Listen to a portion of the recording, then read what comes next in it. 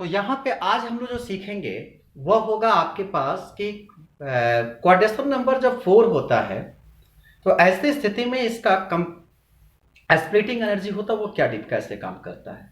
जैसे हम लोग 6 में सीखे थे कि क्वाड्रेचर नंबर जब 6 था ऑक्टाहेड्रल के कॉम्प्लेक्स कंडीशन में ऑर्बिटल जो था वो दो भाग में टूटा, एक था T2g और एक था EG।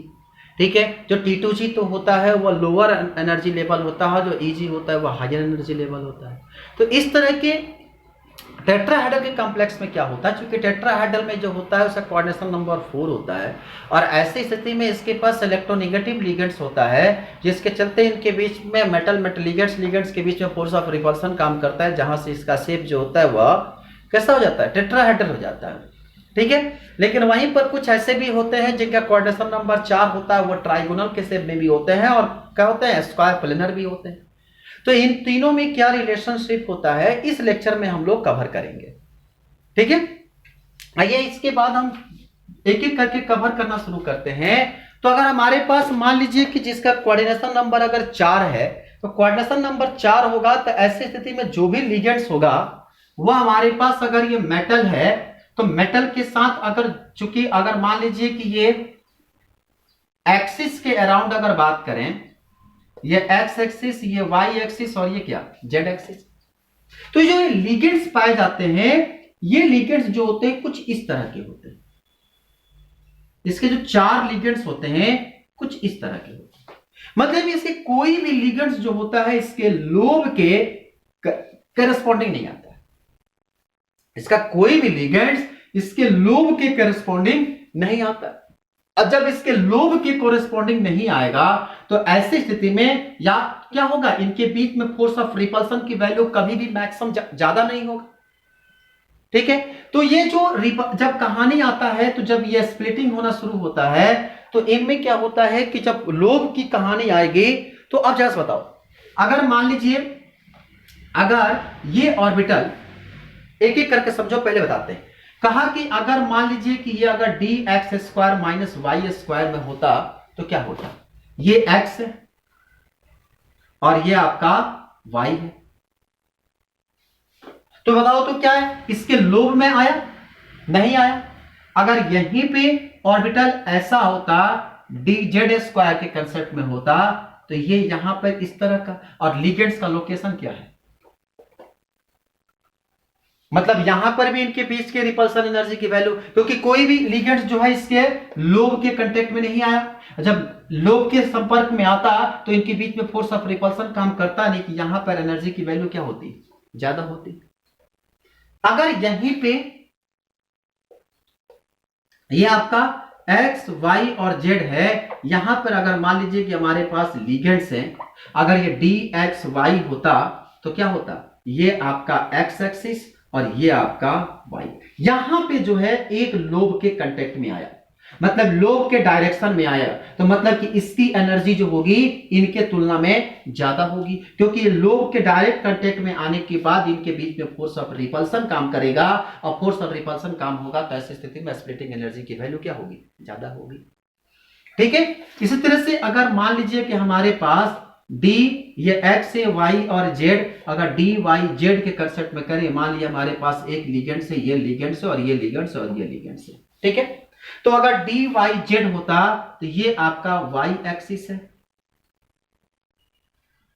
यहां से अगर आता है तो ये आपका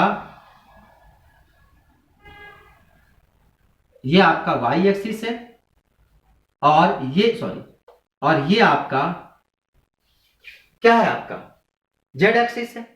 तो ऐसे स्थिति में आप देखेंगे तो यहां पे दो इलेक्ट्रॉन इसके लोब के भी कांटेक्ट में और इसके भी लोब के कांटेक्ट, मतलब यहां पर भी क्या हो रहा है, लोब के कांटेक्ट में आ रहा है, मतलब यहां पर भी एनर्जी क्या होगा, ज्यादा होगा।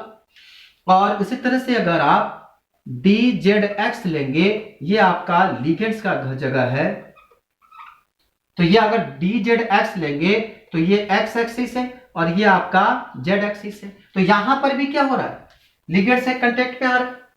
तो जब आप लिगेंड से कांटेक्ट में आएंगे तो यहां पर भी क्या होगा, फोर्स ऑफ रिपल्सन काम करेगा।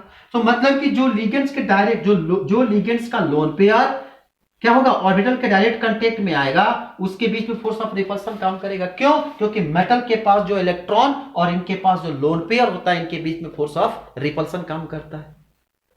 ठीक है, तो इसमें क्या होगा कि ऐसे कंडीशन में इनमें जो होगी स्प्लिटिंग एनर्जी की वैल्यू मिनिमम होगी और इनमें क्या होगा, मैक्सिमम होगा। क्यों?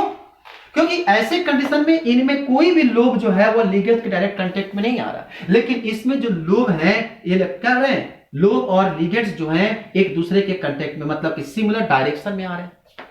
तो जिसके चलते टेट्राहेड्रल में जो होता है वह dxy dyz और dzx की जो एनर्जी होती है वह मैक्सिमम होती है। क्यों? क्योंकि इसमें इलेक्ट्रॉन जो होता है लिगेंड्स और इसके लोब जो होते हैं वह इसके फेस टू फेस कांटेक्ट में होते हैं, लेकिन जो dx square minus D square और dz स्क्वायर होता है इसकी क्या होती है, मिनिमम होती है।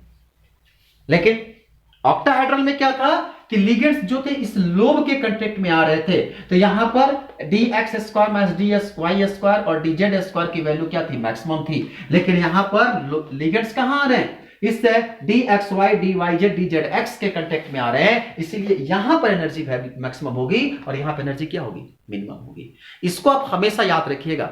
आपको ज्यादा दिक्कत होगा तो आप एक काम करना, पहले CFT का ऑक्टाहेड्रल का वीडियो देख लेना, वहां पे बहुत अच्छे से एक्सप्लेन किए हुए हैं। ठीक है, तो यहां पे क्या होगा, dxy dyz और dzx की वैल्यू ज्यादा हो गई, यहां पर dx square minus dx square minus dy square और dz स्क्वायर की वैल्यू मिनिमम हो गई। क्यों? क्योंकि यहां पे जो लोब है उसके डायरेक्ट स्पेस में लिगेंड्स का इलेक्ट्रॉन नहीं कांटेक्ट, लिगेंड्स कांटेक्ट में नहीं आ रहा है। अगर आप इसी का कंपैरेटिव स्टडी करोगे तो क्या लिखोगे, जब आप इन दोनों का कंपैरेटिव स्टडी करोगे तो क्या लिखोगे, मान लो कि हमारे पास ये फ्री आयन है, ठीक है, कितने इलेक्ट्रॉन होंगे, 5 ऑर्बिटल, ठीक है, ये आपका फ्री आयन की कंडीशन है। ठीक, अब ये दो भाग में टूटा, ये हम पढ़ा रहे हैं आपका ऑक्टाहेड्रल, दोनों को कंपैरिजन करा दे रहे हैं ऑक्टाहेड्रल का। ठीक है, दो भाग में टूटा था, तो बड़ा वाला एनर्जी था Eg और दूसरा छोटा था T2g। मतलब Eg जो था वो दो भाग में दो था, एक था dx square minus dy square और ये dz स्क्वायर, और ये था वो 3 था dxy dyz और dzx, और इनके बीच का एनर्जी जो था फॉरबिडन गैप जिसको कहते हैं हम लोग, फॉरबिडन गैप या फॉरबिडन एनर्जी का कंसेप्ट आप जब चौथा चैप्टर नंबर 4 पढ़ेंगे वहां आपको सीखने को मिलेगा फॉरबिडन एनर्जी का कंसेप्ट क्या होता है। और इसके बीच में यहां पर एक सेंटर होता है जिसको हम लोग कहते हैं बेयर सेंटर, ठीक है, जिसको हम लोग कहते हैं बैरी सेंटर। ये बैरी सेंटर के द्वारा हम लोग इसकी एनर्जी कैलकुलेट करते हैं, जहां पर इसकी वैल्यू 4 डेल नॉट या 4 डेक्यू होती है, और यहां से यहां तक होता है 0.6 डेल नॉट यानी कि 6 डेक्यू होती है। इसकी कंसेप्ट आपको फॉरबिडन, ये इसके यहां से यहां तक गैप को हम लोग फॉरबिडन गैप कहते हैं। ठीक है, जो सेंटर से हम लोग उसका मेजर करते हैं उसको हम लोग बैरी सेंटर कहते हैं। इसका सारा कंसेप्ट चैप्टर नंबर जब 4 आप पढ़ेंगे इलेक्ट्रिक स्पेक्ट्रम, वहां आपको कंसेप्ट सारा सीखना है। ठीक है, तो यहां पे जो एनर्जी मिला, अब यही चीज अगर हम टेट्राहेड्रल के कंसेप्ट में देखें तो क्या हो गया, जो dxy dyz dz स्क्वायर वो जो था वो मैक्सिमम था, मतलब कि जो Eg जो दो भाग में टूटता है वह Eg अब नीचे आ गया। ध्यान रखेंगे ऑक्टाहेड्रल में G रिप्रेजेंट करते हैं सेंटर ऑफ ग्रेविटी के रूप में, टेट्राहेड्रल में G जो होता है वो रिप्रेजेंट नहीं करते हैं, तो E आता है नीचे, और ये आ गया T2। T2 क्या है, 3 ऑर्बिटल है, तो ये 3 ऑर्बिटल और यहां पर कितने, 2 ऑर्बिटल। ठीक है, ये आपका मिल गया dxy dyz और ये dzx, और ये हो गया dx square minus y square और ये dz। ठीक है, और इनके बीच का एनर्जी गैप अभी भी 10 डेक्यू का ही होता है, या यहां पर हम लोग टेट से रिप्रेजेंट करते हैं। यहां O है मतलब ऑक्टाहेड्रल है, यहां टेट है मतलब टेट्राहेड्रल यानी कि 1 की। ठीक है। यहां पे भी जो हम लोग कैलकुलेट करेंगे इनके बीच का डिस्टेंस, वो भी डिस्टेंस जो होता है वह यहां पे जो होगा जितने से ज्यादा होगा और जितना कम, तो आप इस तरह से आप D x square D x square D Z square की वैल्यू क्या कर सकते हैं, आसानी से कैलकुलेट कर सकते हैं। तो यहां से इस तरह से अब ये वैल्यू क्या है, मैक्सिमम है, ये वैल्यू यहां पर, अब ये वैल्यू मिनिमम है, तो डाटा भी क्या कर जाएगा, यहां से पलट जाएगा। तो यहां पर ये वैल्यू हो जाएगा 4 और ये हो जाएगा आपका 6 ठीक है। पूरी कहानी लौट जाती है, सारा कंसेप्ट लौट जाता है, सिर्फ ये क्या करता है, इनवर्स कर जाता है, सिर्फ उल्टा कर देते हैं। ठीक है, तो आप इसको हमेशा याद रखिएगा, आप एक कंपैरेटिव स्टडी याद रखेंगे तो आपको कभी भी भूलेंगे नहीं। ठीक, तो आप चूंकि ये बहुत आसान कंसेप्ट है, ऑक्टाहेड्रल कंसेप्ट सिखाएं, इसलिए आपको हम टेट्राहेड्रल कंसेप्ट को बड़े आसानी से निकाल दिए। ठीक, तो इसमें जो चेंज इन एनर्जी होता है, दो ऑर्बिटल के बीच में अगर लिगेंड्स होता है तो उनके बीच में आप ध्यान रखेंगे, ये अगर डेल्टा नॉट जो हमारे पास, ये इनके बीच में अगर हम टेट्राहेड्रल की स्प्लिटिंग, क्रिस्टल स्प्लिटिंग फील्ड की बात करें, डेल टी मतलब splitting field of tetrahedral is equal to 4/9 octahedral. ये आप इसको हमेशा याद रखिएगा। ठीक है, कि स्प्लिटिंग फील्ड जो होता है टेट्राहेड्रल का, वह ऑक्टाहेड्रल जो होता है इससे टेट्राहेड्रल से 4/9 गुना ज्यादा होता है। ठीक है, तो आप एक नाम करो, लिख लो, it has been observe the crystal field splitting tetrahedral complex, it has been observe that the crystal field splitting in tetrahedral complex is much less than octahedral complex, much less than octahedral complex. The relationship between the two bracket between the same metal ion and ligands is del dt is equal to 4/9 del O। हो गया, नीचे लिखो, there are two main reason for smaller value of del t than del o. पहले लिखो, the interstitial complex, there are 4 ligands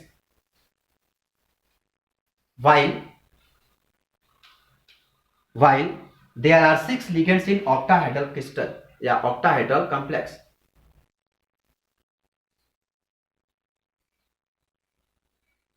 आप starting सुधारे, थोड़ा सा सुधारे में लिखिए, in tetrahedral complex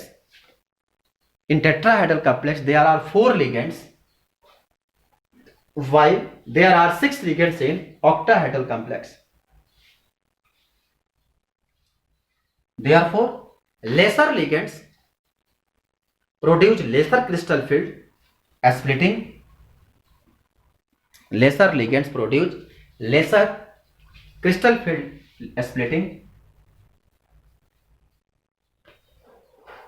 On this account crystal field splitting is tetrahedral field is about 2/3 of the octahedral field। Second point में लिखिए, फर्दर द स्प्लिटिंग फील्ड,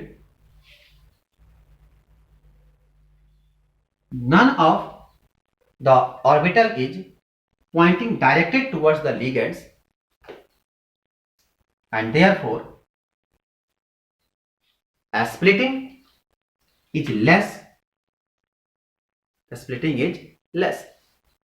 तो दो कंसेप्ट अभी हमने बताया ही कि जाहिर सी बात, लिगेंड्स की संख्या कम होगा तो ऐसी स्थिति में उसका स्प्लिटिंग एनर्जी की वैल्यू भी क्या होगी, कम होगी, क्योंकि जितना लिगेंड्स अधिक होगा उसके बीच में उतना अधिक स्प्लिटिंग फील्ड क्रिएट होगा, तो ऐसी स्थिति में स्प्लिटिंग एनर्जी की वैल्यू भी क्या होगी, ज्यादा होगी। और दूसरी चीज कि इसका कोई भी लिगेंड्स डायरेक्ट और लोब के कांटेक्ट में नहीं आता है, तो जब लोब के कांटेक्ट में डायरेक्ट नहीं आएगा तो ऐसे बीच में फोर्स ऑफ रिपल्शन की वैल्यू क्या होगी, कम होगी, और जब फोर्स ऑफ रिपल्शन की वैल्यू कम होगी तो ऐसी स्थिति में क्या होगा, स्प्लिटिंग फील्ड भी कम होगा।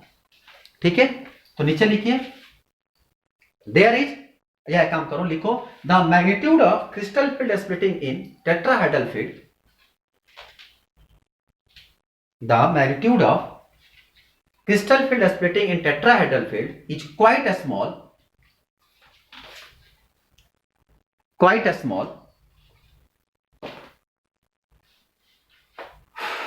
and is always less than pairing energy. Always less than pairing energy. Therefore, we do not expect the pairing energy of electron to take place. Thus, all the tetrahedral complex are high spin complex. इसे mark कर लेना. All the tetrahedral complex are high spin complexes. तक मतलब कि इसके पास wearing energy ज्यादा होती नहीं है और ऐसी स्थिति में क्या होगा, यह हाई स्पिन कॉम्प्लेक्स का फॉर्मेशन करेगा. ठीक, चलिए अब लिखिए CFSE for tetrahedral complex. CFSE crystal field splitting energy for tetrahedral complex. तो आपको बता चुके हैं कहानी ऊपर ही कि जो भी हमारे पास एनर्जी मिलेगा, नीचे की वैल्यू कितनी थी 6dq, ऊपर की वैल्यू कितना था 4dq. जब हम लोग यहां पर सीखे थे तो अभी सीखे थे ना, यहां पे जो एनर्जी था, जो लोअर वैल्यू था, जो हायर वैल्यू होता है, यहां पे जो बेयर सेंटर होते हैं, वेरी सेंटर, यहां से यहां तक और यहां से यहां तक, नीचे की वैल्यू जब वो था 6dq का, ऊपर कितना था 4dq का. जब लोअर है तो क्या होगा -6 और ये था क्या आपका नीचे E, ऊपर क्या T2. ठीक है, तो ऐसी स्थिति में जब हमारे पास जो भी नीचे की वैल्यू होगा वो -6dq कैलकुलेट करेंगे, ऊपर कितना 4dq. 4 क्यों, क्योंकि बेल सेंटर से ऊपर जा रहा है तो पॉजिटिव वैल्यू, नीचे आएगा तो नेगेटिव. पूरी ऑक्टाहेड्रल वाला, ऑक्टाहेड्रल बार बार हम रिपीट करेंगे कि आप ऑक्टाहेड्रल की वीडियो देखिएगा, आपको उसमें सब कुछ कैलकुलेट करना, आपको CFEC के बहुत बेसिक कंसेप्ट बताए हैं. ठीक है, अब मान लीजिए कि हमारे पास केस नंबर 1 D1 के लिए अगर हो, D1 सिस्टम के लिए, तो ऐसी स्थिति में इलेक्ट्रॉन कहां जाएगा E1 में. तो ये है आपका T2 और ये आपका E. ठीक है, एक इलेक्ट्रॉन आया यहां पे, तो CFSE की वैल्यू क्या होगा, एक इलेक्ट्रॉन है तो 1 और नीचे है तो -6, तो -6dq. ठीक है, उसी तरह से अगर आप D2 के लिए कैलकुलेट करो, D2 सिस्टम के लिए, तो कहां जाएगा ये E2 में. तो ऐसी स्थिति में एक इलेक्ट्रॉन यहां, एक इलेक्ट्रॉन यहां, तो CFSE की वैल्यू कितना 2 × -6 -12dq कैलकुलेट कर सकते हैं आप. तो इस तरह से आप कोई भी वैल्यू आप आसानी से क्या कर सकते हैं, कैलकुलेट कर सकते हैं. अगर आपके लिए D3 हो तो D3 के लिए 2 केस बनेगा. ठीक है, कौन कौन से केस होगा, एक में मान लीजिए कि आपके पास E3 हो और एक में आपका E2, और तो आप E3 का अगर केस होगा तो ऐसी स्थिति में क्या होगा,